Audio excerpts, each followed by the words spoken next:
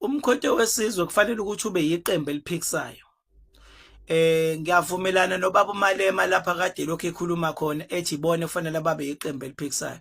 Kodwa uMalema afuna angakhohlwa phela ukuthi bona bana 11 years, umkhonto wesizwe unonyaka owodwa. Futhi masuthi uyabheka la kumkhonto wesizwe, ngisho kubona bonke amalungu omkhonto ngoba nami ngumkhonto. Kufanele bambonge ubaba uZuma.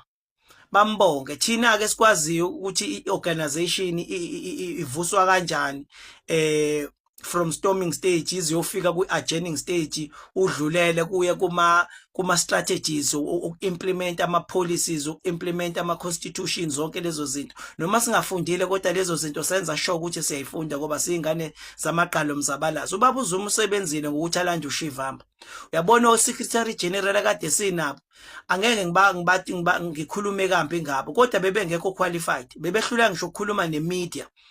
Bengeke ngibuke ngisho ama-comment omkhonto wesizwe kuthiwa Nkosi yami wathi bakhulume ubone ukuthi hey abekho sure lo uSecretary ngisho ngathiwa akayibhalanga into phansi uyikhuluma nje ubinjalo. Khona abantu ekuthiwa ama-spin doctors. Ama-spin doctors kufuneka abantu abanjalo kungabenza ke bebe uSecretary General ngoba ubaba uShivamba uyi-spin doctor.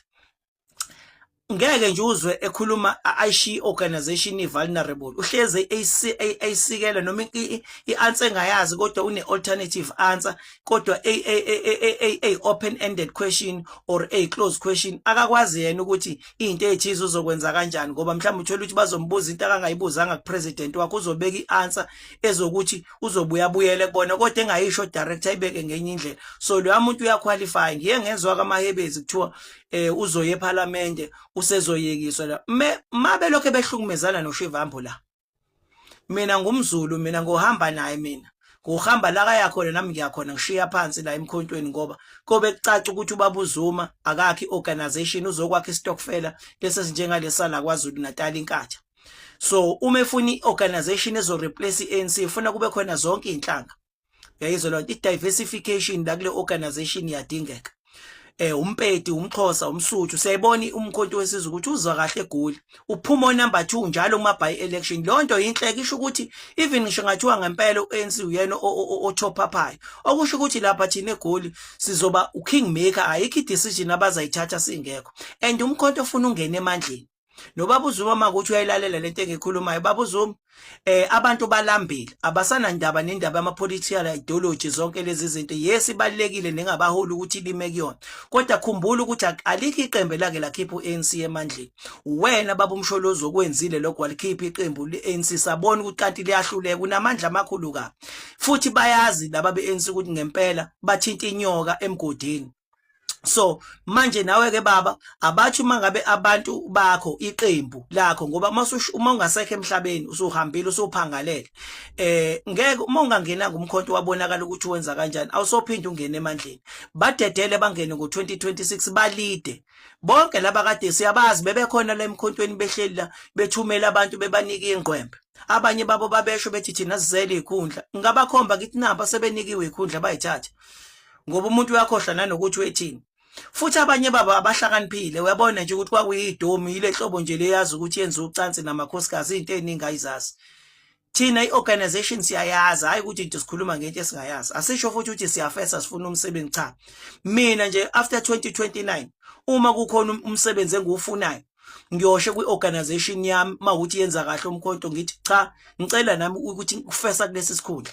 Uyayizwa lonto kodwa kwamanje angikwazi ukuzobangisa abafowethu abahlakaniphile abadlula mina funa ke baye phambili kodwa laba abangahlakaniphile akade befuna ikhundla banikwa baphume badedele abanye.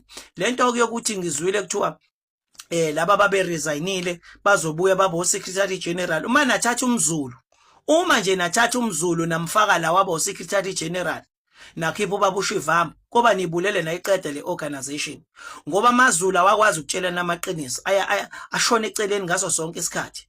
Afuna yes bahle siyahlangana sabantu abamaZulu kodwa nje asitshelani iqiniso. Funa kube umuntu wangaphandle uphatha lesi sikhundla njengayo uShivamba right kakhulu. Uma ukuthi uyaphuma mhlambe khona isidingo sakhe seParliament mdedeleni kodwa afaka nomunye umuntu ongena umZulu.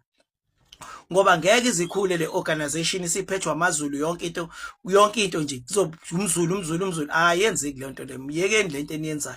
Laba bathi abafuna ukuphathwa oshivamba bayeke babengekho lo mkhonto abawuqambanga. Babenzani ngesikhathi ubaba uZuma engawukhiphanga umkhonto? Angithi kade behleli kwa ANC ababuyele khona. Nalaba babulala abantu labantu abafayo khona omunye washona la eBhonela omkhonto wesizwe wabulawa ehambisa ingane yakhe ecrash wabulawa amalungu omkhonto ngoba before kuleso sikhathi kwase kubonakala vele ukuthi umkhonto vele usuzongena emandleni wayoconvener futhi lo muntu loyo bambulala ngoba befuna ukungena esikhundleni sakhe.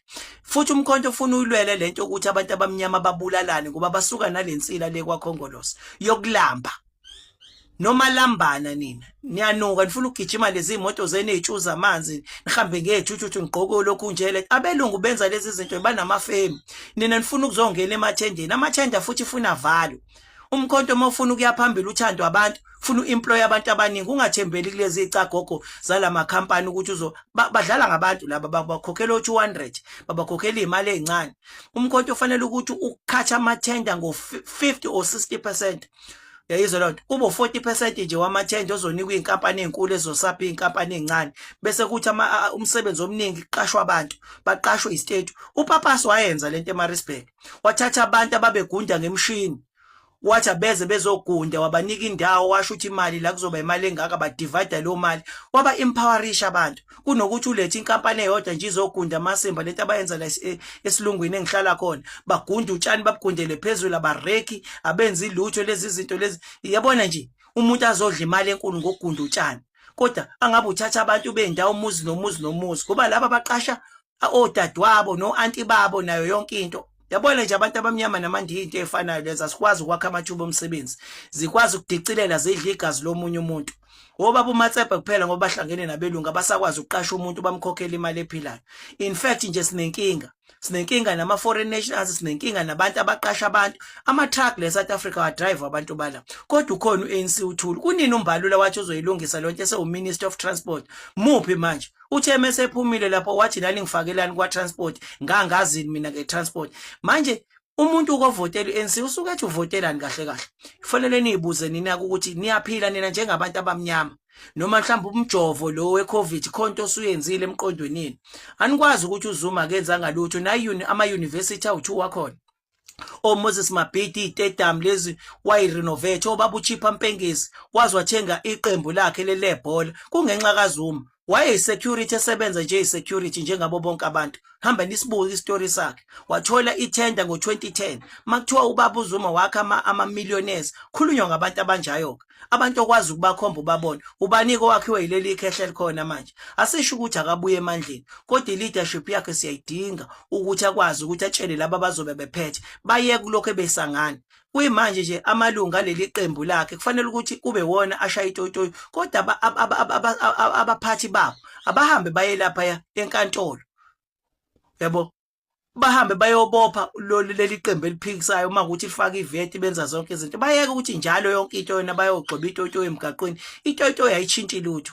Uma uyiqembu eliphikisayo khombisa ukuthi uyiqembu eliphikisayo. Bayeke futhi ukucabangela abantu bala kaKhongolose ukuthi hayi lokhu nalokhu njengalo mfana kaGwede Mantashe nje. Kwakuyinto umkhonto oyaziyo le kodwa wangayi-addresswa yi-EFF bona baluza nje i-concentration. Sebehamba manje benza zonke lezi zinto hayi bafowethu.